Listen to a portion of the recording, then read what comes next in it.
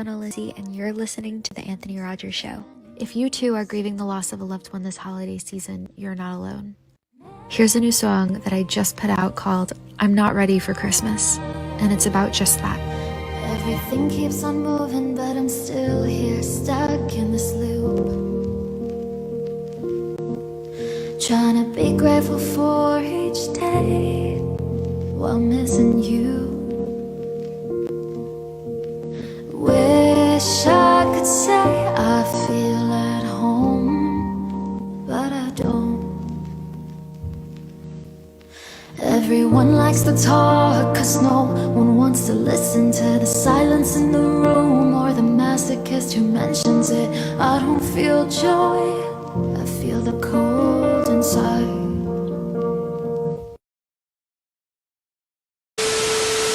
You are now listening to the greatest show in the universe. Hey man, this is Tommy Chong, and right now you're listening to the Anthony Rogers Show. Hey, this is Jordan Belfort, the real Wolf of Wall Street, and you're listening to the Anthony Rogers Show. The Anthony Rogers Show. Hey, what's up, guys? It's Sean Danielson from Smile Empty Soul, and you are listening to the Anthony Rogers Show. The Anthony Rogers Show. Brian Van Dyke from the Verve Pipe here, and you're listening to the Anthony Rogers Show. Hey, this is James Jude Courtney, Michael Myers, a.k.a. The Shape, in Halloween 2018, Halloween Kills, and the soon-to-be-released Halloween Ends. And this is the Anthony Rogers Show. I am Dave Holmes from MTV and Esquire Magazine, and you are listening to the Anthony Rogers Show. What's up, everybody? WWE Hall of Famer, the Godfather, and cannabis expert, and connoisseur, and you're watching the Anthony Rogers Show. Peace.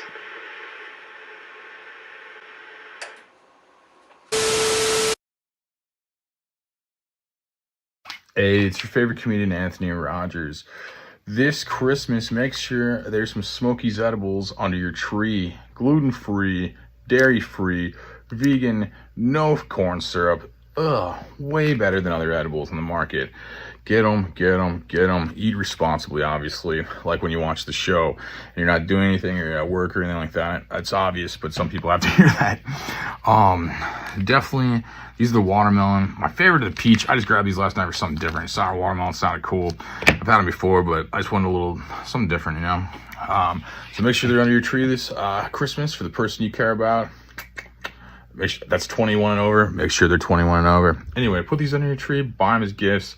Buy them for yourself. They're amazing. Eat them before the show. Eat them before every episode, like me.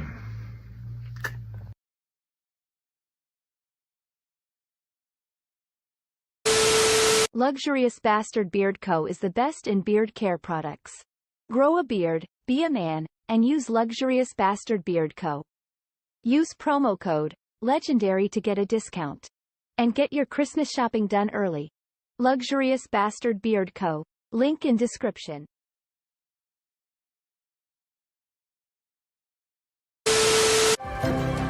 At Revolution Coffee Company, we are dedicated to giving you the best cup of coffee you have ever had, while supporting those who keep us safe. We roast our coffee daily, and we offer same-day shipping. Our coffee never sits in a warehouse or a shelf getting stale. Our prices beat our competition, and our coffee speaks for itself. Check us out at revolutioncoffeecompany.com. So I'm Dennis with the Anthony Rogers Show podcast. My question for you is, what would you do if you became president to help the working class? Well, I think the principal thing right now is housing. That the price of housing is going up, and it's beyond the reach of most American families. Along with oil and gas and food. Inflation is hurting everybody. And inflation is more complex. I can't say that I'm going to stop inflation overnight. What I can say is that I'm going to stop the long-term cause of inflation. I'm going to unravel a war machine. I'm going to reduce dramatically healthcare costs by ending the chronic disease. Welcome back to the greatest show in the universe. Today we have a cool idea, cool guest, kind of kind of some stuff I want to nerd out about personally, but I hope some other people find this as interesting as I do. But we had the organ player for the best hockey team and the best baseball team, the St. Louis Blues and the St. Louis Cardinals. His name's Jeremy Boyer.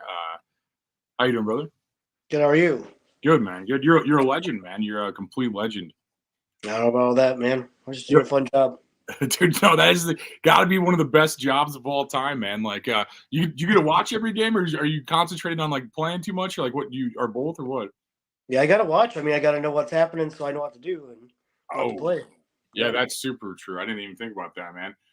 So, like, how long have you played like the organ? I guess it's like stereotypical kind of question, but still interesting to me. Over 30 years since I was a kid. You know, that's crazy. 11 or 12 years old, and started kind of picking it up and teaching myself early on, and getting more involved as I got older. Man, that's crazy. Like, so, how'd you get into a gig like that? You just did you apply for it, or just like somebody knew you were awesome at it, or like what was I played through school, in high school and stuff, and got to college, and I played in like the basketball band on keyboards at Southeast Missouri State, SEMO, and I'd asked the baseball coach, I'm like, hey, would you ever be interested in an organist? And he's like, well, why don't you come by and give it a shot? We'll see. And, and worked out. And then, yeah. That's the dream right there, man. Yeah, that's the American dream right there, man. That's yeah. That's crazy. So, did you ever? Is that kind of what your goal was at first, or did you play in bands? Like, what was your kind of style? Like, just events mostly, like, or? No, I mean, I was like, gonna be like a music teacher, like doing like vocal music, and I play organ for fun, which is kind of crazy. Dude, that's awesome, man. Like, are you from here too? Like, are you from Missouri area and stuff? Yeah, I grew up in Potosi, about an hour south. Okay, yeah, I know where it's at. Cool, man. No, that's like a dream. It's got to be a dream job, man. So you're a big fan of the Blues and Cardinals, also. Like, you're not just like that's like you got to be almost to be there every day, I imagine. Yeah, I mean, I grew up watching both teams and cheering for them and stuff. So yeah, definitely. Dude, that's awesome, man. That's got to be the coolest job ever. What are some of the perks of that job? If that's not rude asking, like I don't know if that's a rude question of it. But I imagine. I mean, obviously, you get paid to watch sports. I mean, you can't really beat that. So dude, that's a pretty cool gig. And then you get to see some of your favorite childhood athletes, around and stuff, and that's kind of neat. And you bump into them from time to time, and you're like, man, dude, that's Whitey Herzog's like right next door in the booth next door. Or you pass Martin Brodeur in the press box. It's like, dude, that's cool. That is crazy to think about. Yeah, no, I figured there'd be some like personally you know about that I wouldn't, that people wouldn't know about. No, that's crazy. Like, so you have to be at every game, basically. Yeah, every Blues game. I do about, I don't know, 30 Cardinals or so games. So not all of them, but enough to keep me busy over the summer whenever hockey's in the off season. Yeah, it sounds like a lot. I mean, it sounds like a lot of work, but it sounds awesome at the same time. I mean, that's definitely cool. You set the vibe and stuff, and like, that's just incredible, man. That's kind of a dream job. I like seeing that. I like seeing people kind of do stuff like that. It just seems like, I don't know, you're out of the rat race and you're having fun. That's like the vibe. That's like the goal. Yeah, it's a lot of fun for sure, and you never know what you're going to see every night. I mean, baseball. It could be a no hitter. It could be a cycle. We had Harrison Bader a couple years having inside the park home run. I've been for I think 2 1-hitters, which were so close to being no hitters, but still very cool. Blues, I remember Barry Jackman had scored a goal from center ice a few years back. That's probably one of my favorite regular season moments. It's Barry Jackman. Nobody really expected him to score a goal, much less from like the center line over the goalie, but kind of a cool, fun thing. Yo, that's amazing, man. Like, I bet the 2019 Stanley Cup was crazy for you too, man. That's gotta be like one of the most magic times in sports, and you play, you're like in the event. That's crazy. Yeah, absolutely. I mean, that's of course every Blues fan's dream forever was to win that cup, and then to get to do it was pretty cool. And then not only did we win the cup, I played for all 7 games at Enterprise Center, full building, sold out every night, whether we were there or not. And then getting to be under the arch, and lift the cup, after the team had their rally, and right there on the stage under the arch, just dream come true for sure.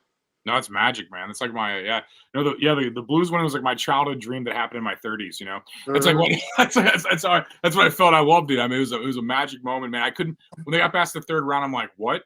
I was immediately I was like, what? I was glued to it, man. It was like that was definitely a magic moment for St. Louis, man. Like everybody kind of came together, and it was just like wow. That's got to be crazy having the insight on that, man. It's like so were you in the parade and all that too? Then I guess. So me and then most of the in-game entertainment guys were on the stage under the arch the whole time. That's awesome. And of course, we're thinking like, okay, this parade's gonna be like an hour, and then we're gonna just fill and help pump up the crowd till they get there, and then we'll do the rally under the arch. Well, we didn't realize they're getting out of their vehicles and running around, and Jordan Bennington's on a little scooter, like zipping up and down the street and stuff. So it took a lot longer for them to get there than we had anticipated. So we had a lot of filler, and but it was good. It was a great day. That's when Brett Hull gets up on stage and grabs the mic. My boss at the time's like, "Oh crap," because nobody expected that to happen. And he starts the "We Went Blues" chant, and it was an awesome day.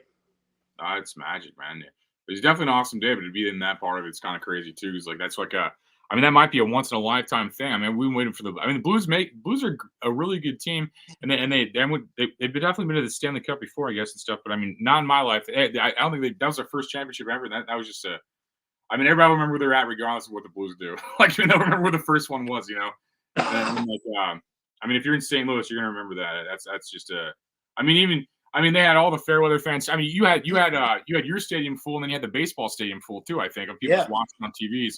We had like 2 stadiums downtown full of people watching that. And that's just, that's unheard of, man. That's like a magic. I haven't seen that many other times, if any, in my lifetime, really. Like I don't think I've seen that ever, actually.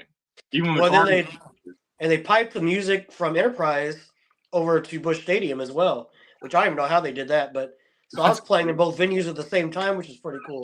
Dude, that is awesome, man. That is so good. That is really cool, man. Like, no, that's a great thing, man. Like, what's some of the craziest stuff you've seen? Can you talk about anything like that, or is that like anything too crazy? Craziest how? Like, I don't know, just something completely unexpected. You're just doing you're like drinking your coffee, about to do some stuff, and like all of a sudden you're like, what? Yeah. Like as I imagine. I don't know. It's always fun whenever there's a fight that breaks out at a game, and you never know what's going to happen. But what do you do during that? What do you like? What kind of do you like play music? Like you play music during that? I play a song called "Boot Conquer the Sandal" by The Urge, which is a local band. Okay, I know the Urge. It's kind of like antagonistic. So I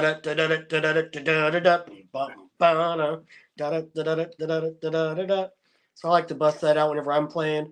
The DJ jumps in sometimes with some music. We all have headsets at Blues because we're all spread out throughout the building. Oh yeah. So that's how we communicate with one another, and we kind of talk. Hey, this is what's going to happen if whatever somebody starts playing, and then the director will say, hey, let's switch it up, and let's go to the organ or let's go to the DJ or whatever. So we kind of keep in touch through headset. Yeah, that's a crazy live entertainment experience. Like I don't really think about that much until like I'm in this conversation with you. I never like thought about that side of it. I guess you're always just like watching the sports. Like you're just like, I hope they win. Yep. It's like you're always in that, and that's kind of cool to think about the behind the scenes thing of that, the music and it's a big event, man. There's thousands of people, tens of thousands of people there. That's a huge event, man. Like, yeah. What's your favorite? Or which one do you like? Which do you prefer? Do you have a favorite out of the Cardinals or the Blues like events you do, or you just love them both? Or just... I love them both. They each have their like things that I enjoy the most about one and the other. Baseball is a little bit more laid back. I could literally play between every single pitch all game long if I wanted to. So it gives me a little bit more opportunity to play, but at the same time, I don't get to play as long between pitches, especially now with the pitch clock. It kind of shortens that time a little bit. It's still long enough that I can play a tune or something, but I don't get as long. Now, and in hockey, whenever I get the chance to play, I don't get to play as often because I got to wait for a whistle, but when there's a break in play, I can play for a little bit longer, like 30 seconds or so, and get to play like a little bit more of a song than I would, 10, 15 seconds at Busch. That's awesome. Yeah, that's awesome. So do you have like groupies like other musicians do, or like what? How does that work? Yeah, are like super fans or anything like that? Yeah, like do people freak out like or is there anything like that?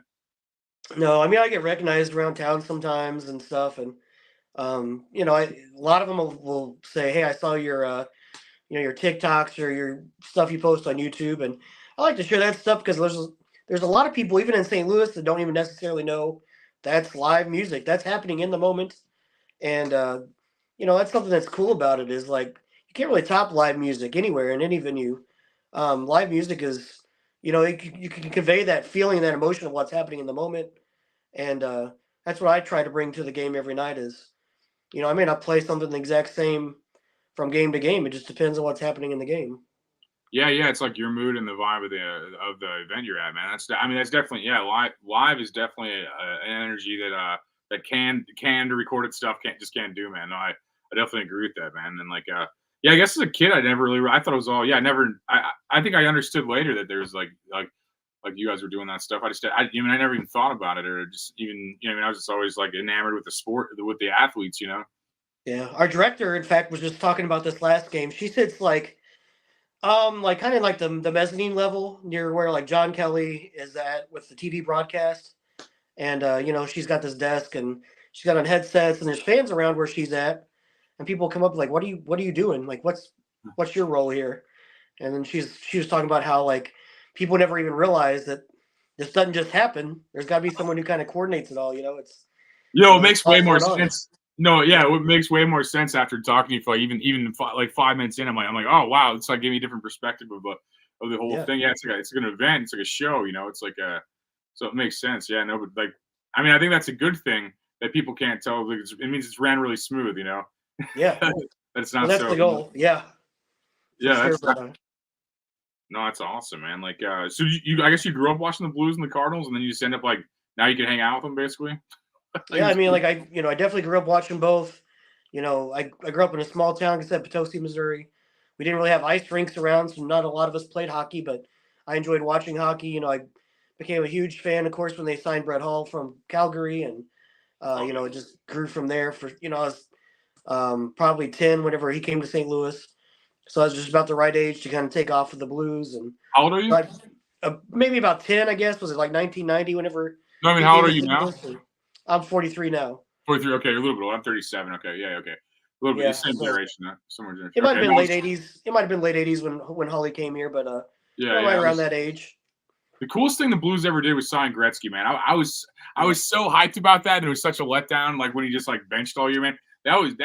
Man. That could have been a magic moment for St. Louis, man. Like if he would have stuck it out a couple years, and Yeah. I don't know what happened with all that. I just like I don't even. It's just like man, there was such promise there, man. It was like the like Gretzky being a Blue was like the day after 9/11. Like everybody just came together. They're just like like everybody's just smiling everywhere. And then all of a sudden, it's like, and then he's just not playing. I'm like, what? That was just nuts, man. That could have been cool. That could have been real cool.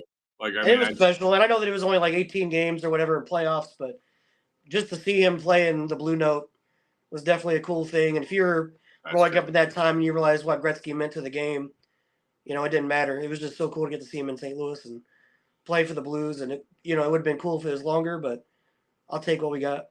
I like that. I like your optimism. That's good. That's a great point. I mean, you made several great points right there. Yeah, at least it ever happened, And Yeah, that is so true, man. The greatest hockey player of my generation as a kid, at least. I mean, I don't know anybody better, man. I could say some people are good, man, but I think Gretzky was probably the greatest in my generation. Like, yeah. I mean, that guy, that was crazy, man. Like, yeah, it's weird that like the athletes are like younger than me now. Like it's like that. That's the weird part about being old and like an adult, like or getting like older. You're like, I remember being a kid, you're like, whoa, these guys are huge, And now I'm like 6 foot something, and they're all like 20 now. Like it's just like it's kind of weird seeing that, and I mean that's kind of that's an underrated and kind of funny part of life. It's like as you get older, like the athletes just look like babies now. Yeah. Not Well, necessarily maybe facially, not so much their physique or their body style, but yeah, fair. sometimes you'll see, like, the goalie takes the mask off, and you're like, whoa, that dude's super young, Dude, no, that's so true, man. No, it's Yeah. crazy, and I love it. I mean, I was just watching like 4 games they won. I mean, the Blues aren't doing good right now, but didn't they just lose right now, 5-0 or something crazy? Yeah, they didn't do so great tonight, but hey, Were you there tonight? No, Or this that was in Tampa Florida? tonight. Okay, they played in Florida. Okay, yeah. No, I saw that. I watched a couple games. Like that's what I like about ESPN Plus app. You watch like 4 games at the same time. Yeah. I love that, man. I just be doing other stuff and just like look up like what's the score in every game that's existing right now. It's like Yeah. I mean, you couldn't do that when you were a kid. You know, I couldn't anyway. No. We had like 4 TV channels, and one of them just told the weather all the time. You know. And not only that, but like they only televised like a handful of games a month. It wasn't every game. Most of the time you're listening on the radio. That's a great point too. Yeah, they need like a good app for sports right now. Because like, I mean, they're all like divided right now. You have like Valley for some sports, and then you got like like ESPN Plus lets you watch every game except your home team. It's just like that's the only team I want to watch, really. You know, it's just kind of, I don't know. Like the networks are kind of weird right now. I feel like, man, and maybe they'll probably fix that just off demand. I mean, people are gonna want like one. I mean, like it's hard to watch hockey right now. If the game doesn't fill out, you're like, well, I guess I'll ask my friend who went what happened. You know, it's like, yeah, it's just, or you know, it's just it's weird. Yeah, hopefully it comes together and make it accessible for fans. I know that Major League Baseball is kind of, I think, trying to push towards ending the blackouts, which would be great. You know, everybody gets to watch their team. And yeah, it's hard to watch, but I mean, it does seem like more people are going to games though, which I think it was the entire goal. Like any given weekend or something, like anytime there's a Blues game, at least one of my friends is at a game.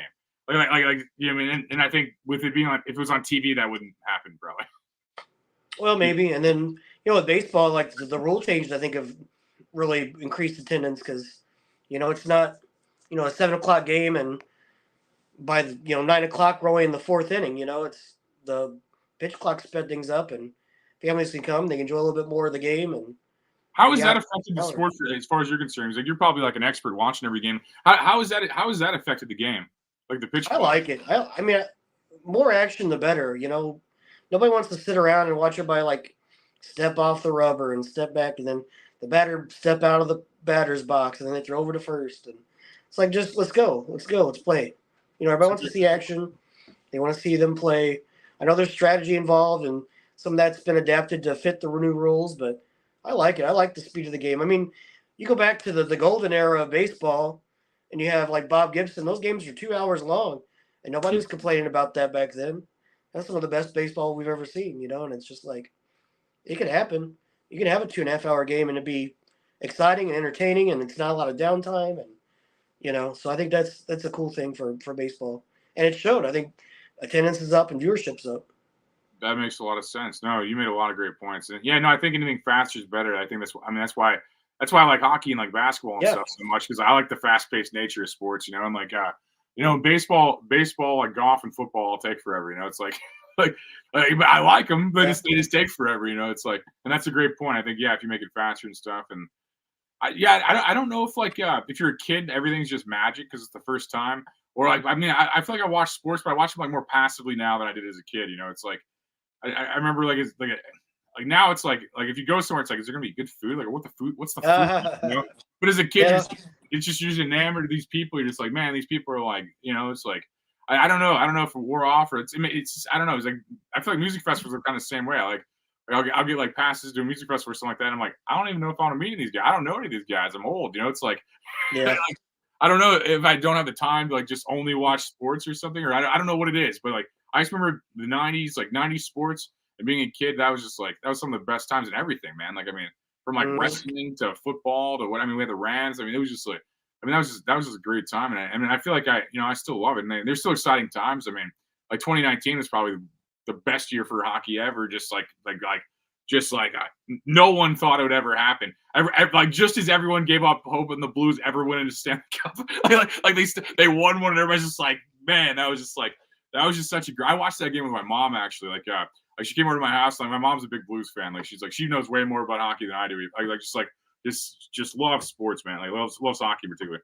But she came over and watched that game, and I just remember that just being a magic thing, man. I got one of those it's like, and the parade was just crazy, man. I think that I lived downtown. I lived in the Shaw neighborhood at the time, so I lived pretty close to all that. Like 5-10 minutes from it all, So that was just a fun time, man. Like I was just like, I've never seen St. Louis happier. Like I just never. There's no arguing about politics or anything or race baiting or I hate cops or there's none of the bullshit. It was just like, man, everybody was just happy. Just like can I buy you a beer? Like you want a beer? Like here, I'm drinking beer. You want a beer? It's like that's the only question being asked is like, you want a beer also? If you want a second beer, if you're already holding one, Like, it was just such a magic time for sports. I mean, 2011 was pretty much like that. I mean, that was like that. How long have you been doing this? So I actually just missed 2011 with the Cardinals. I started in 2012 with the Cardinals, so I was there for the 20 when they went to the World Series in 2013 and lost to Boston. But I hate you for bringing that up. yeah. I'm just joking. We got revenge in 2019 though. Yeah, we got fair. Boston in hockey, so. Fair. Yeah, no, that is true. I like seeing the sad crowd. It made up for the Cardinals. Yeah. No, that was so disappointing. I thought we had another one in 2013. I remember thinking we had another one. I'm like, do we have another? And you came there in the good times, man. That's like right after they just winning. That's a great time to be there, man. Like, yeah, that's a great time. And I just wish the Cardinals would have kept what worked. And like same with the Blues. Like when you win, you just keep the team. It's like, what are you doing selling everybody, man? It's like you're trying to cash out, right? You're trying to cash out now. You can cash out later, bro. When you like. You need those Reggie Jackson numbers. You just keep going back to back series. You know, it's like I think Babe Ruth and Reggie Jackson both won like several years in a row because because like the Yankees just kept what worked. You know, it's like, and I really wish we would have done that. You know, it's like, but at the same time, at least we did it. Who cares? At least we were there. I mean, and someone else had a chance next year, whatever. They had the same feeling. Some other town had the same feeling. You know, if I want to be optimistic, that's how I view it. But as a St. Louis guy, I'm just like, man, we could have just steamrolled people forever, dude. Like with the Cardinals, like the coach left, and like another guy went to like California, and like all like even the hitter, like the main hitter was a guy California, and like same thing with like even with the Blues, like the as soon as we won a cup, like everybody's just. I mean, now you're a Stanley Cup winner, so you're worth more. Why wouldn't you go? I mean, I get the business decision. You're like, okay, now that I won a Stanley Cup, that first year after we won the cup, I think we kept everybody, but maybe Pat Maroon. I think everybody else was there, and we got Justin Falk that next year, I guess. You're right. We got Petrangelo, and we were really good that year. But then we had COVID, and that. Oh my god! Yeah, I know. Yeah. We were best in the Western Conference, and then COVID hit, and then we ended up playing in the silly bubble thing in Edmonton, and. Yeah, what was that? What was that? Yeah. Like, that was not a real year. Like I don't know how Florida called that. You know, they're like, oh, we won. I'm like, won what? This like skirmish thing. Like, what is going on? No, that was a chance to maybe go back to back there, but kind of got screwed a little bit by the pandemic, and No, you're right. We only got rid of one guy. No, I forgot about that. You're right. That's the guy. Yeah, I was thinking that like he went to the Panthers, didn't he? And then he won the Tampa Bay. Oh, Tampa Bay. Okay, the Whiting. Yeah, and then won that year. Yeah, I knew Florida won. I just forgot which team. Yeah, no, that's crazy. He had back-to-back wins. Like, you know, good for him. You know, but that's crazy to think about. And I've had a couple guys win Stanley Cups. I mean, these hockey players are just like workhorses, man. Like you ask them about a Stanley Cup, and like I don't think they feel it like a guy like me or you would. They're just like, well, it was a fun day, and then I went back to work. And I'm just like, man, these guys are machines, man. Like they don't even like, you know, it's just like it's crazy. I mean, to even get there, I guess, to even get in the game, you got to be a machine, and then to win a championship, I mean, you got to be in that. I mean, I think I had a guy that won with. I forgot. I'm blanking on names right now. I'm just kind of tired. So, but I had a guy that won like with he won with the Kings and he won with San Jose, and like Dustin Penner, that was his name. He won 2 cups, and like to ask that guy, like I'd be like, oh, what was that like? You know, I'm trying to bottle that feeling up, and he's like, I'll never win a Stanley Cup, you know. So I was just asking about that, and it's like he's like, yeah, it was just like a fun day, and then like I had to go back to the gym, and I'm like, I'm just, you know, it's just like that's just that work. It just wasn't fun. I think our players had some pretty good times after the cup, but yeah, but that was Bennington's rookie year too, wasn't it? Yeah. Yeah, that guy was just a kid, man. This guy, he probably had the most fun, probably. Like just coming to St. Louis for the first time, and then like you know joining the NHL and like winning your first year. I mean, that guy's a legend for the rest of his life because of that. Now he could do anything. Yeah. Only guy to ever do it for the Blues. Dude, yeah, he can get fat like Elvis. Two of them, you know, like it's like that's how I feel. But that's how I feel about Bennington, man. That guy's just a legend. Like at this point, man. Yeah, I love Benner. I never met him or anything. But it's just I'm just a fan of the game, you know. Like as on a consumer level, let's be honest, you know. On a consumer level, I just man, guy's a legend, dude. A lot of those guys, I don't know a lot of their names anymore. I try to watch a game this year. I'm like watching the Blues, and I'm like, man, these guys are all like 20. I don't know their names right now. I need to focus more on sports for a second and get back in it, man. Like, yeah, I got some younger guys and little mix of older and younger guys, but the same as it ever was, I guess. You know, it's like, I'm just getting old. You know, so I forget. So do you watch every sport, or like because I see you got like a Chiefs like hoodie and stuff? Yeah, I mean, I don't really watch the NBA too much because it conflicts so much with hockey, and it's not really that much into it. But like, you know, hockey, baseball, football, you know, big into those for sure. And football's kind of been a resurgence for me. I didn't watch for the longest time because, the Rams are awful. Then they got sold and they were sent to L.A. and then just kind of a bummer, and Yeah. then I work a lot on Sundays. I'm also a church musician, so That's awesome. That's I do a lot of that as well. So by the time I get home, I'm tired from working all morning long and playing several masses, and didn't watch much football. But I kind of like started dedicating myself a few years back. In fact, it was during that Stanley Cup run. Um, I bumped into and I didn't get to talk to him, but Patrick Mahomes and Travis Kelce were in St. Louis, and they were there to watch the Blues play, and they had Blues jerseys on. Travis Kelce had an old throwback Gretzky jersey on, and I was like, well, that's cool. And I knew that Patrick Mahomes had been like the Rookie of the Year, the MVP that season. I was like, well, that's pretty cool. And so I'm like, well, why not watch them? If you're going to bandwagon somebody, and it's like, hey, they're coming to support us, and they're not that far away. I love Kansas City; it's a great town.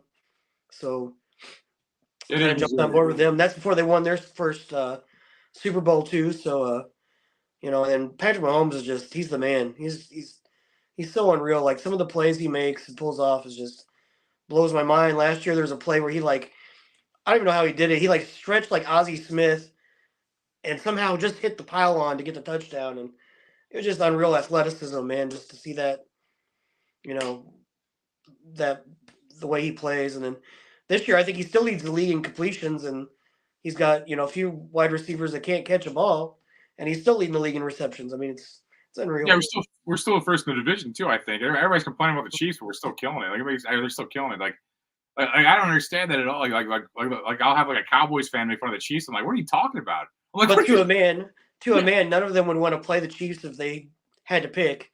Oh, Hey, who do yeah. you want in the first round? Nobody's picking Kansas City. Yeah, that's so crazy this year. I mean, I have Mahomes as a Fortnite skin on my Nintendo DS too. Like they did like some special thing when they won the Super Bowl, and I snagged that. No, I felt the same way about football though. Yeah, it's like the Rams let you down. It's like a lot of my buddies were telling me those guys were messing up plays they're getting paid to mess up plays in the second half and stuff. Like, and I'm not about that. And I'm from Missouri. I'm a St. Louis guy. I just like. I mean, if you don't have loyalty to the town, what are you doing here? That's how I feel. It's like you're going to take millions of dollars and stuff. I mean, what are you doing? You're not helping the town out or anything. And I love hearing you play at churches, man. I'm a Christian, and I love that you're using that that kind of like fame and clout of like sports and stuff to kind of just bring it to like serve Christ or whatever your religion is. I don't know what denomination are you? I played at St. Francis Catholic Church in Oakville, Missouri. Yeah, so you're Christian. Yeah, so no, it's awesome you do that for Christ, man. I think that's the best thing a musician could do. I think personally is he's like. I mean, I think Lucifer's always trying to run that music game, So it's always good to hear some guys kind of do it for God, and I love that, man. To be honest, I really do, and it's not said enough. I feel like I'm not anybody else walk over there. I don't know if I want to talk about that, but I just feel like I do, man. I love that energy, man. I love you bring it to a church. That's just that's great. That's great to me. Just a guy, St. Louis guy here and that's awesome, man. Is that the same? Is that the one in St. Peter's? No, it's South County off Telegraph. Okay. Yeah. Yep, gearing up for Christmas. Got a lot of Christmas masses coming up this week, and since it falls on Monday, it's like the worst for a musician because I'll play Saturday mass at 4. I'll play the blues game that night at 7. I got to play all the Sunday masses that next morning, which is Christmas Eve, and then I got to do all the Christmas masses Christmas Eve night and Christmas morning, so it'll be a busy 3 days for me for sure. I'll be sleeping on Boxing Day. Yeah, you're gonna be running off adrenaline from that holiday, man. It's just like that holiday energy will keep you awake though. It's just like I love Christmas, man. I mean that's a lot. That sounds like a lot. I do comedy too, and then that's how my I'm taking like a break for a couple months to spring and stuff. But my last weekend was like that. Several of my weekends are like that. Like I have a show on Friday, like 3 on Saturday, and then I'm just and then Sunday I'm just drunk in a pool somewhere. It's like I'm just I don't. But no, that's funny. The musicians are like that too. Musicians have a very similar hustle, I think, than the comedians. I think. Probably, yeah. It's doing weird hours. Dude, yeah, it is freezing up. 1 second, brother. Hang on. My video's freezing. Refresh the video.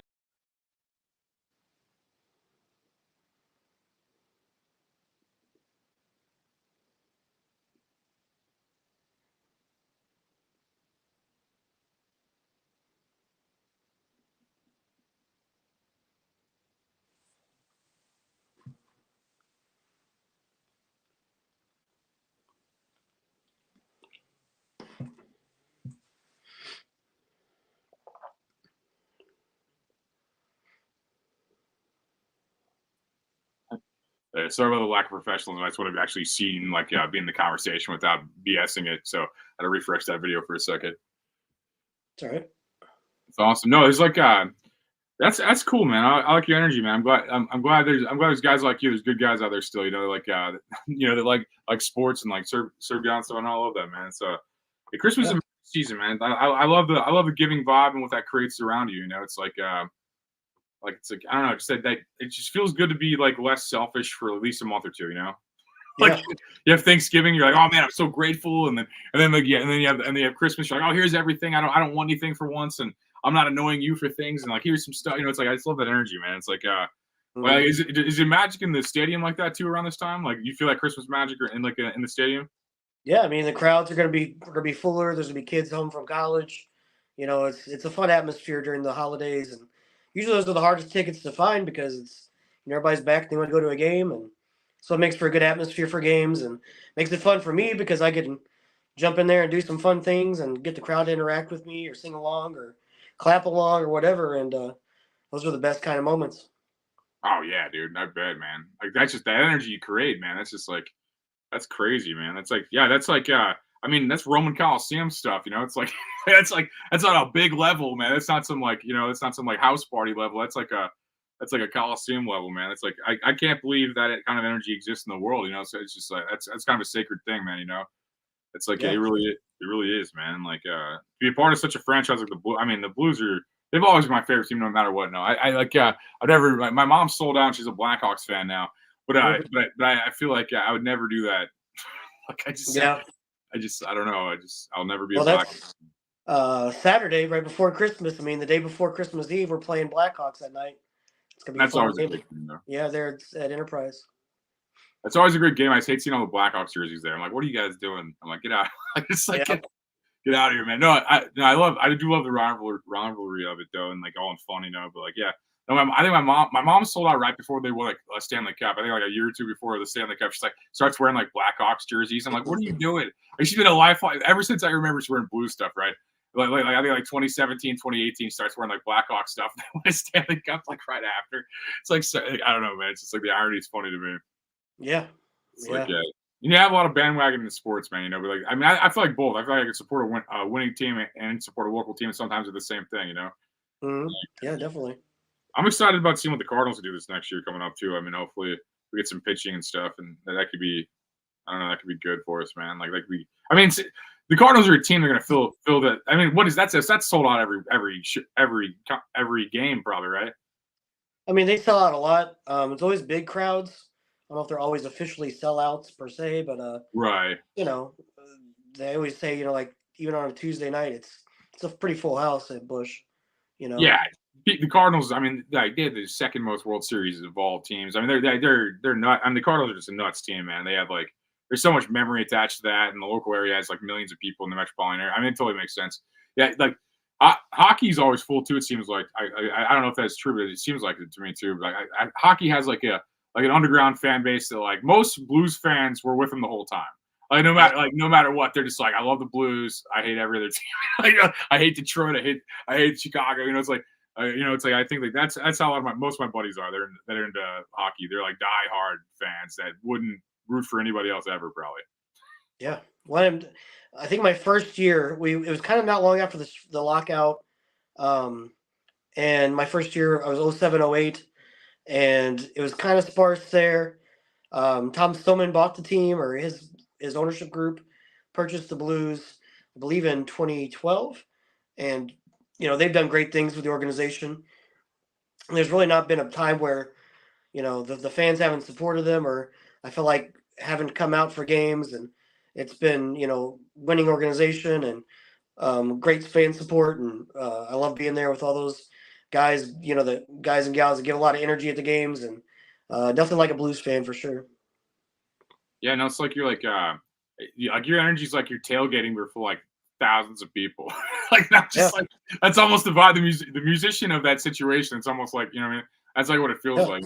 I mean, to me, like just kind of vibing what you're doing, and that's nuts, man. That's a cool energy. I think that everybody kind of brings to the game, man. It's like he's in there. It's like no, I love the Blues, man. I hope they keep winning, man. I hope they get so many Stanley Cups in my lifetime. Like I just hope they just. Let's hope they keep doing it. Yeah, that'd be great. That's awesome. So so I guess like what did you play sports too as a kid? Yeah, so again, like I said, I went to a small school, small town. I was able to play football. I wrestled in the winter, ran track in the spring, played baseball in the summer, and then on top of that, I was in band and choir, and so I got to kind of do it all. Like I said, it's a small school. You get to do a little bit more things than maybe you would get to in a larger school. There's more kids to participate in things, but I loved it. I think it really helped me with what I'm doing now because I got to get those experiences of being an athlete, a student athlete in school, and doing the musician side of things, and perfect marriage for what I'm doing now. Yeah, I'd say that definitely was like your character development that built the attributes where you're at. It sounds like no, that's 100% what it sounded like to me. My wife went to school in Steelville. She had a really small town too. I grew up in O'Fallon. Though. It was like people thought it was like people in Potosi thought it was a big town. Like, I mean, but I always thought like it was small. I always thought like like people like my wife thinks I grew up in a big town, and like people in Troy thought it was a big town, and like but I always thought like St. Louis, I always thought St. Louis was it, man, Well, it's certainly grown. Yeah, no, yeah, O'Fallon's huge now. I think, it's Yeah. definitely like it's about 100,000 people now. St. Louis is like 300,000, like population wise, but it's like bigger because it was built for like 7 million people, Yeah. So it's like a weird energy. Like, so are you out in St. Louis now? Or you still like live back in your hometown, or? Yeah, I live south of St. Louis, and drive in for most games and all that stuff. But yeah, I mean it's kind of the way it is across the region. It's really a metropolitan area.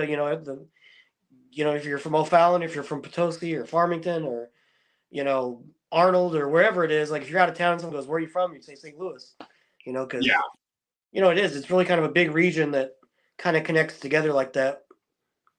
Yeah, no, it really is, and they love winners, man. Like they'll support you. They'll support you most of the time. But like if you're winning, man, everyone in that area will support you. Like it's like it's I love seeing that, man. I love seeing when they win. It's just like it's always a crazy time when the Cardinals win or something like that. And it's just like everyone everywhere has a Cardinals shirt. Like literally like no one's wearing a normal shirt the entire time. Like if they're in the playoffs or they're just like or they're winning a World Series like again, like they win so many World Series in my lifetime. I love that. And like yeah. The Cardinals, I mean, they had a lot of great runs too. I mean, the McGuire years, the Ozzie Smith years, they had a bunch of like good, like kind of like things in my lifetime too. I mean, and then like I'm trying to figure out where they're at now. It's like I haven't watched baseball in like a second. I need to get back into that. Like it's been so busy. I need to get you get old and you're just like doing other stuff and like all of a sudden you miss 5 years of a sport. You're like, what happened? It's like that's how it feels, But I don't know. I still watch. I like college basketball. I watch a lot of that. Like it's fast paced. It's like hockey. It's just like fast paced. I love that stuff, man. Like the Billikens are playing today. I was watching that. Like you should. I don't know if you have the time, but if you get into that, you should branch out to the Billikens too, bro. Like they may need an organ player like that. It'd make the game way better. Yeah. One of our DJs, DJ Dex, who will play on Saturday night games for the Blues. I think also does some Billikens games as well, DJing over there too. Dude, any sport, playing music for any sport just rule, man.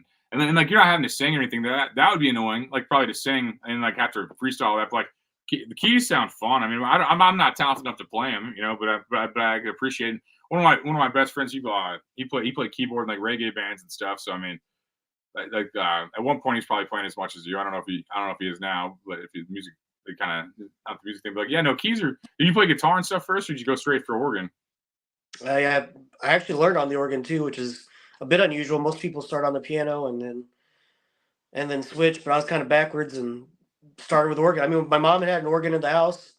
And she had played when she was younger. My grandma had actually donated it to her, I guess, and she didn't really play so much after I was born. I guess she was busy taking care of me, and my brother. But I got to be that age, and I was into music and band and choir, and I had an interest in it. And like I said, I went to church, so you hear that organ, and it's something that like that's kind of neat, So I got into it and dove in and loved playing it. Did you start playing in church, or I guess at your home first, and then did you play in church when you were young and stuff? Yeah, I started playing masses when I was like 12 or 13 years old, and wow. Yeah, and then I just had a drive to want to get better and better and better and keep practicing, and I tried to follow along with Ernie Hayes, who played for the Blues and Cardinals on the organ forever, and listen to games and try to figure out what he was playing. And I Oh. eventually got to take lessons with him whenever I got to college and kind Wow. of refine my skill a little bit with him and learn some of the tricks of the trade. And, you know, it was awesome. And, you know, that helped big time. I actually, after college, played for the Memphis Redbirds too, the Cardinals AAA team down there. And I've been to that another good stadium, man. experience. I've been in that stadium. You played for him? I played in it's like 2007 to beginning of 2009, I guess. Wow, that's awesome, man. That's gotta be a great like memory time, whatever terminology. That's awesome. Yeah. I've been to that stadium. No, I love Memphis. They're the best barbecue on earth. I feel like, man. Oh yeah. Like, That's what do great. how do you feel about that? Memphis and St. Louis. Who has the best barbecue out of those two? You think? I don't know. You got to throw Kansas City in there too. I think they're all great. I think they each have their own distinctions, I guess. That you know. I love your energy. Yeah, no, I love that. You're just like really positive, man. I love that positivity, man. The world needs that, definitely. But I'm so like no Memphis, man. Ribs, that's just crazy to me. I can't. I mean, I love Kansas City and like Joe's and like there's a couple other places that are pretty good. Like, but it's like man, Memphis, like I don't know, Piggy's on Beale Street's still there, but oh my god, like and then like I'll go off there and like everybody tells me to go find these other places, but like dude, that place it smells like bleach in there. Like it's and the place is disgusting. But the food is the best food I've ever had in my entire like you crave it. Like if you eat it a couple days a week when you're there, you will crave it the rest of your life, and that's it ruins you. It straight ruins you, man. Like I love Central Barbecue in Memphis was my favorite. It was I always went to the main location there by University of Memphis. Is that the one by the Civil Rights Museum? Yeah, they got one there too. No, I would. Yeah, I've been to. Is that the same location you're talking about, though? No, I mean I've been there, but the one I loved the most was over by the school. Had that old school vibe, kind of like some of the restaurants around SLU do. You know, like you know, maybe like Pappy's a little bit, but I loved it. It was a cool vibe. The food was really good. Barbecue was great. Yeah, Central Barbecue is the best place to get a tray of all that stuff. Yeah, it's the best place if you're getting a tray and you're getting some stuff. That's the best place for it. No, I love it. It reminds me of Sugar Fire kind of, like kind of, you know, like but it's its own thing. And Memphis, I think Memphis is better. I love St. Louis as a town better because I'm from here. But I mean, I just maybe it's exotic because I'm not from there. I don't know. But it's like you know what I mean. But There's a lot of similarities, honestly. Like St. Louis is bigger, but you know they're both river towns. You know, like Midtown, where University of Memphis is a lot like the Central West End with SLU. It's got its like east side and its west side. I mean, that's very true. Yeah, so it's a very similar town. The east side, that's Arkansas, right? That's like the Arkansas side. Yeah. That place, they always told me. Well, the west side's Arkansas. East side's like Bartlett and some of those towns, but that's right. I had it mixed up. Okay, maybe think of it flipped, you know, that way. As far as like geographically, the west St. Louis would be kind of more like the east Memphis. That makes sense. I'm envious they have an NBA team though. You know, it's like I always wanted an NBA team here. I think we could support it. I mean, we can support anything here. We have so many people. I mean, it's just like we can support probably any sport. Really, it just takes a guy to come in and buy a team. Really, I think we had a team for a while. But my wife's grandpa tells me in the '50s they had a team, and I'm just like you know, I'm just like he said he went to a bunch of games and stuff. And that sounds awesome. I wish I could have done that. No, it's everyone in Memphis talks about hot chicken instead of barbecue, though. Like if I try to talk about barbecue, those guys, I'm like, they don't even know the magic they have. They just take it for granted. You know, I'm like, man, I love your barbecue. It's like, man, what about the hot chicken? I'm like, I don't care about hot chicken, man. I mean, I'll eat it. I'm not saying I won't dip chicken in hot sauce. It's just not like it's like hot wings are better, you know. It's not. They're all obsessed with it, man. In Nashville and Memphis, they're all obsessed with hot chicken right now. I feel like. Yeah. Like everyone I talk to, like, Tennessee thing. Yeah, man. It's like. I don't know. Kansas City does have good barbecue. You're right about that, though. People say like when I was in Hawaii, everybody told me St. Louis did. Like the way I'm talking about Memphis, people were asked like in New Orleans and Maui, both. People were like, man, St. Louis has good barbecue. And I'm like, I mean, like Sugar Fire and Pappy's. I know Pappy's is what I'm supposed to say, but I like Sugar Fire better. You know, it's like I'm supposed to be like, oh no, Pappy's the best, or what? You know, that's like the script, right? The St. Louis script. You're supposed to just love emos and love fucking like toasted raviolis and stuff. It's like this is the script, you know. But it's like I don't know, man. I think like we have good barbecue. I just don't know if it's crazy. Other people think that like another. I like that. I like the sweet and smoky Kansas City sauce. Yeah. Put that on the different whatever meat from wherever. I just love that sauce from Kansas City. Dude, yeah, they have that. Yeah, and I eat ribs everywhere, so that's why I compare it to. I'm like Memphis had the best ribs. In my opinion, it did, and it was that place that smelled like bleach, bro. It was like that Piggy's place, that tourist spot. I almost got you have to get robbed 7 times on your way there. It's like make sure you have $1 in each pocket. I'm just joking. Yeah. I'm just joking. But no, you'll be asked for money with people with gold teeth. It's like it's the funniest thing in the world to me. It's like this guy probably has like a $10,000 smile while he's asking for like money right now. It's like, man, you wouldn't have put all your money in your mouth, man. Maybe you wouldn't be asking me for money right now. It's like Memphis is a weird town. I like it though. You can drink forever there too. I think. I think I want to say they don't shut down like drinking times. I wanted to say.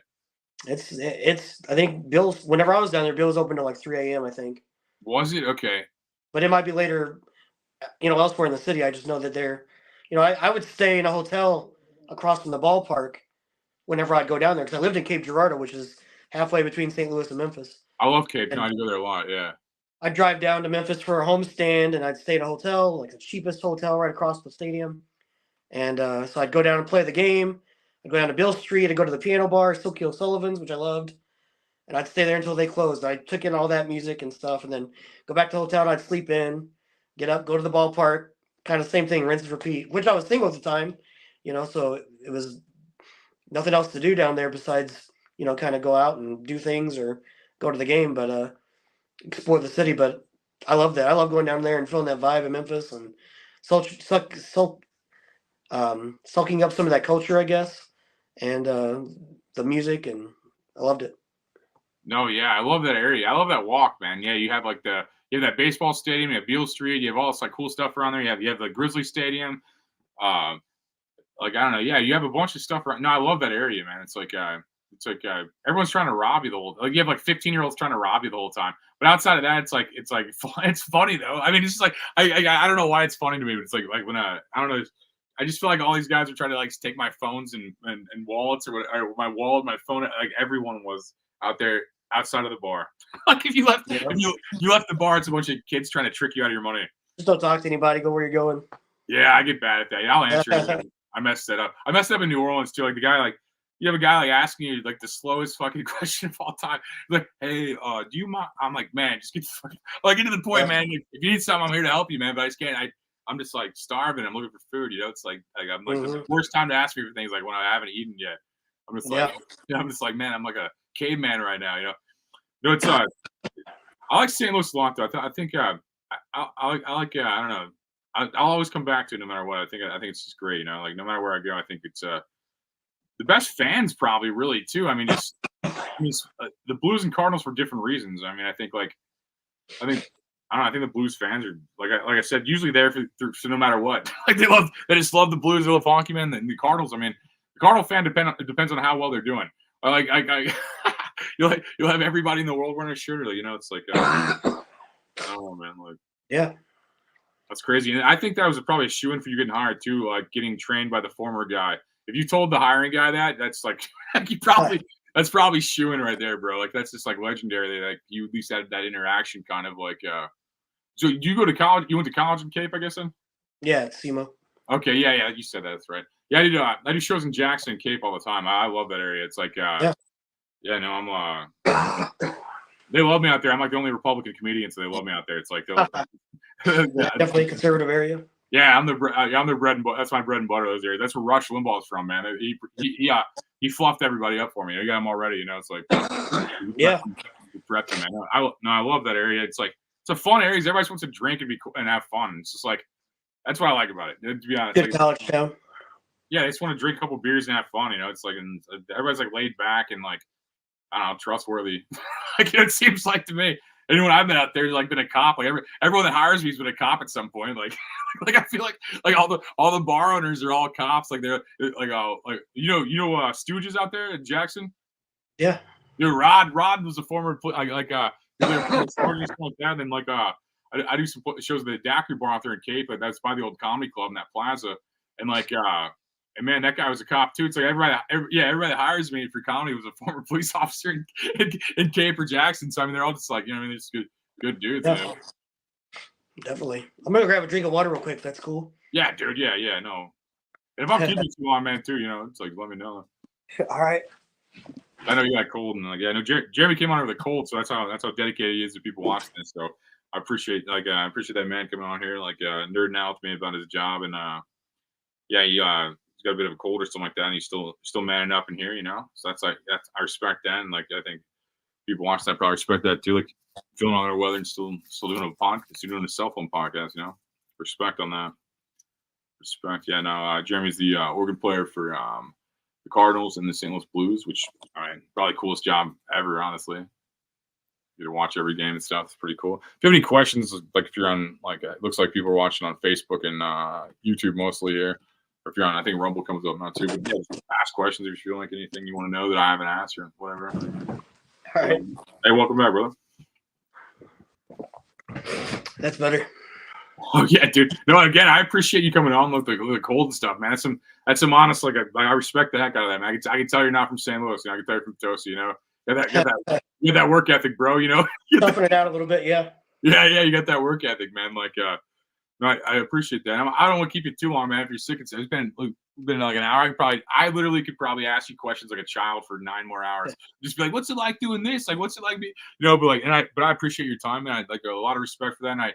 And again, like, thanks for coming on with a cold. I mean, I respect that more than anything. Just so you know, it's like I know what it's like to not feel good and have a fat man with a beard ask you a bunch of questions nonstop. That doesn't sound like my ideal situation with a cold, so I appreciate you toughing out. And if you have anything you want to throw on, like your YouTube or your TikTok or anything like that, you want people to check out, we got a couple hundred people watching now, and people watch this like once it hits the streams and stuff too. So yeah, just add Jabs Music, JABS, Jabs Music.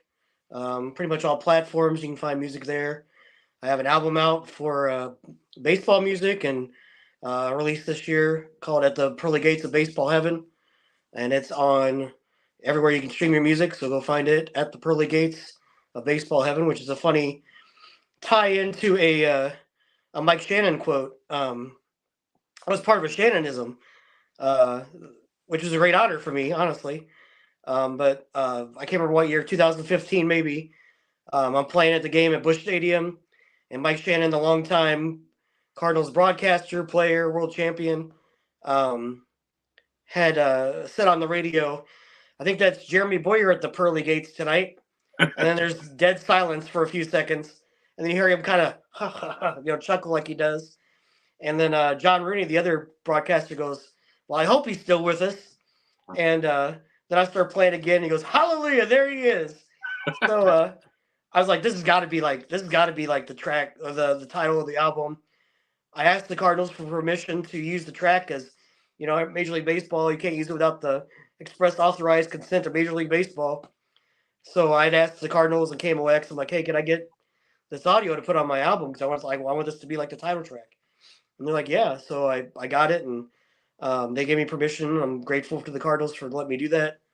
And that was the title. And so at the Pearly Gates of Baseball Heaven, of course, diving in between the Pearly Gates joke and then Baseball Heaven. I thought it was a good marriage and good album. All the fun baseball stuff you hear, games, some songs that I like to play, and some different things. Dude, that's awesome. I love that story, man. It's like so that's on all streaming services. Basically, you look up at the what was it called again? Like I don't mess up the words. At the Pearly Gates of Baseball Heaven. That's a great title, man. No, I'll just look my name up on like a Spotify, Amazon Music, iTunes. It's everywhere.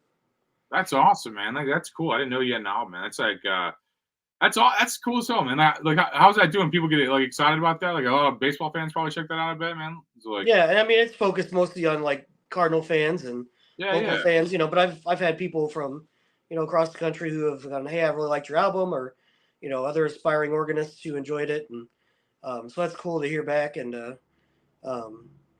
think it's just it's something to put out there for Cardinals fans who like to have that ambiance of Busch Stadium a little bit. I mean, it sounds like you're sitting at Busch Stadium when you're at home and you're listening, and it's kind of a cool thing. I have to check that out when I play some video games at some point. Like that sounds awesome, man. Like that's just a cool energy, man. And like I feel like you're young in your career at this point because I feel like a job like that you'll probably have for life, like basically until you retire. I mean, they don't really seem like they replace those guys like as aggressively as other positions. It seems like if you're in the club, you're in the club, and like seems like that could just keep getting bigger. Is my point. Like that being on the internet doesn't go away, or whatever. That could keep getting bigger, and that's just like a cool thing. You'll probably have multiple generations at some point listening to that album you put out. Yeah, I mean, like I never stopped working on my craft either. That's the thing, is like I'm constantly trying to do new things. I'm constantly trying to learn new music. I have 3 girls. I have daughters. They're 11, 20, and 21, or almost 20 and 21. And so like I vibe off the music they listen to, and I'm like, hey, that'd be a fun song to play. So that's kept me a little bit young with music, and helps me with like what's the newest new, or what's the coolest new song that's out now, and trying to learn some of those things that will work on organ, and incorporate that in what I do now. But as far as the album, I mean, like I still have Ernie Hayes' album. You know, he recorded I think 1973. Other organists have got albums out, and I try to listen to some of those. And Yeah, I think like any kid baseball fan or any like the kid version of you is listening to that right now and like gonna listen to it. Like, and I thought that like when you said that, I felt the power of that.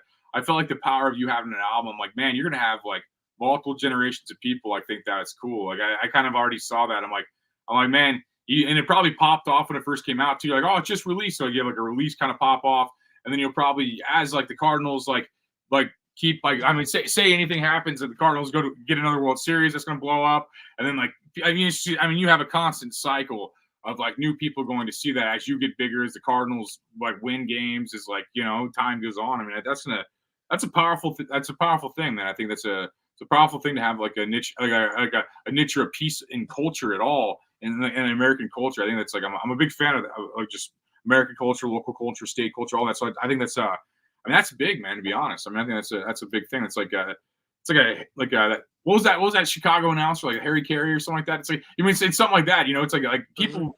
I mean, stadiums of people know you exist at every moment. Like that it's happening. So like it just creates fan bases. It seems like naturally would have to. So I mean, that's just going to be kind of powerful. You have that, man. It's kind of cool to see like kind of what's going to come with that. Like what's going to. It's fun, and it kind of preserves a little bit of the local history of music for Cardinal fans, and something that they can share and pass on to their kids, and or share with their older parents or grandparents, and if they bond around it, or they hear it at the game and they want to go home and they listen to it, they fall in love with it, and that's great too. No, yeah, that's the energy, man. It's like that's definitely the energy, man. Like people that love the sport as much as you will feel that, and like you're being yourself, and like people themselves will find it. It's like that's just how the world works with art and stuff, and that's kind of magic, man. That's why I feel like I've been talking about it for 15 minutes, but it's a magic. So I actually want to point it out, and like I feel like when there's a good story, it needs to be talked about instead of all this like negativity in the world. It's like it's good to have. That'd been one of the things that as I was a kid, I'd gone out and taken batting practice with my brother out in the yard, and we'd put that on and listen to it as we played, and imagine we were at Busch Stadium, and that's kind of a cool thing for kids. And you'd be surprised. Everybody's like, oh well, the organ's not that interesting to young kids. I bet more young people come up to me and go, this is so cool, than I ever have older folks. And like I don't know how many TikTok followers I have or YouTube followers, but there's so many of them that were kids, and I'll be at a game and a kid will come up to me and I almost know before they come up, hey, I follow you on TikTok or whatever. So that's kind of cool to me. No, it's awesome. That on to the next generation. No, that's amazing. Yeah, no, it's like when you're a kid, everything about the sport's magic when you're a kid, man. And like if I focused on it, it happened probably again. I'm just busy right now. I'm busy and I'm trying to get rich right now. But like when I was like a kid, it's like this age we're chasing money. I feel like, but as a kid, you're like everything's magic, man. Every aspect of it is magic, man. Like I remember asking cops for like baseball cards as a kid. I remember trying to I remember like what Ozzie Smith was to me. It's like there's these guys are to kids now. It's like whatever. I mean, it's just like what Ozzie Smith and Mark McGwire were to me as a kid. It's like. Those guys were like mad. There's nobody cooler than those guys at that time period. It's like being Lil Wayne in 2008. It's like there's no one like cooler than Ozzie Smith. Like when he was out there, man. There's no one cooler than Mark McGwire, man. He's like, and I was a big Babe Ruth guy too as a kid. And I like the old guy. He was like probably the first full-time baseball player. It's like that's nuts. And like how far it's come now to where like it's just a huge event. And like. I feel like I'm taking a lot of your time while you're sick, man. But no, you heal up, man. We'll have you back on at some point. This is like super interesting to me, and like, and if you're interested in that again, I'd totally have you back, man. Like, and thank you for taking the time to be here and stuff, and like going backwards in your career a little bit to be on the cell phone show. I'm sure the people love seeing it behind the scenes kind of thing. Like if it didn't even resonate how I am, I'm I felt like an 8-year-old this entire interview. I'm just like asking sports questions like a child, and in a good way, you know, and like an innocent kind of way, you know, like and it just took away the negativity of the world for a minute. And I hope it did something for the people watching too. You know, I hope we didn't focus on any craziness that the world tries to get us down about. You know, I like that. But yeah, throw out I think you already threw out links and stuff. But if you have anything else you want to throw out, if not, we'll get out of here, man. I won't waste any more of your time being sick and stuff. You could heal and get back to the world. You know. Yeah, well, I appreciate you having me on, Anthony. I appreciate you too, man. Thank you very much. And like I said, you're welcome back anytime, man. Like I love your energy, man. Like I love the positivity, and like I'd probably annoy you for hours asking questions about your job. That's all right. But thank you, Jeremy. I appreciate it. Like, no problem. Thank you. And if you're watching at home, thank you very much for watching this show. I appreciate it. That was Jeremy. He's the organist for the St. Louis Blues and the St. Louis Cardinals. Probably kid's dream job, and that's just crazy to even think about. Like, it's to watch all the games and stuff, and it's cool. And I'd like to thank our sponsors. I thank our guests. God bless each and every one of you, and I hope that all your dreams come true, and you're happy forever. I hope it never stops.